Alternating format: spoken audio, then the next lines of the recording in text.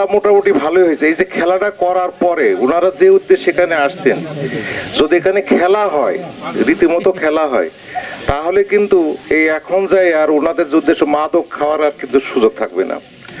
এখানে সঞ্চালক একটা কথা বলছে যে বহুত আকাঙ্ক্ষিত এই ফুটবল মাঠ, এই আমাদের মনে হয় যে আমাদের যুগে যদি এখানে অনেকে আছে, আমার সিনিয়র পার্সনও আছে, আবার আমাদের সমসাময়িক লোকজন আছে, আমাদের সময় যদি এরকম ফুটবল মাঠ থাকতো, দুই একটা ম্যারাডোনা প্লে না বের হলেও মামুন জোয়ারদার অথবা লিটনের মতো দুই একজন বের হতো।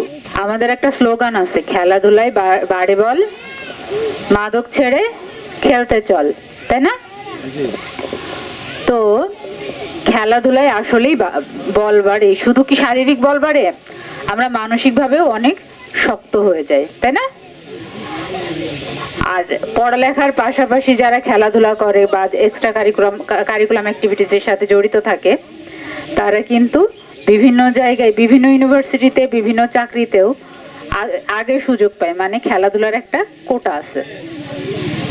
তো আমরা পড়ালেখার পাশাপাশি যদি খেলাধুলা বেশি করে করি, তো আমাদের যেমন শরীর সুস্থ থাকছে, আবার বলছি আমাদের মন ভালো থাকছে, সাথে আমাদের ভবিষ্যৎটাও ভালো হচ্ছে। আমরা প্রয়োজনে আরেকটা ব্যাডমিন্টন বা এরকম একটা টুর্নামেন্টের আয়োজন করতে পারি, যেগুলোর মাধ্যমে আমাদের যারা ছেলেরা, এই যে ফুটবল মৌসুম শেষ হয়ে গেল, এরপরে ক্রিকেট খেলবে ছেলেরা, তারপরে ব্যাডমিন্টন খেলবে রাত্রে, তো সেরকম একটা প্রোগ্রামও আয়োজন করা যেতে পারে।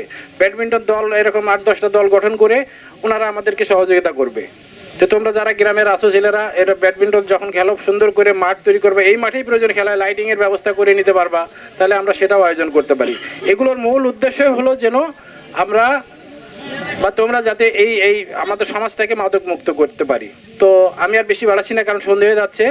আমি জনাব শিরিন আক্তারকে অসংখ্য ধন্যবাদ জানাচ্ছি আবারও, এবং ওনার সকল সদস্যকে, মাদকদ্রব্য নিয়ন্ত্রণ অধিদপ্তর চুয়াডাঙ্গা জেলা কার্যালয় সকলকে ধন্যবাদ জানাই আমার বক্তব্য শেষ করছি।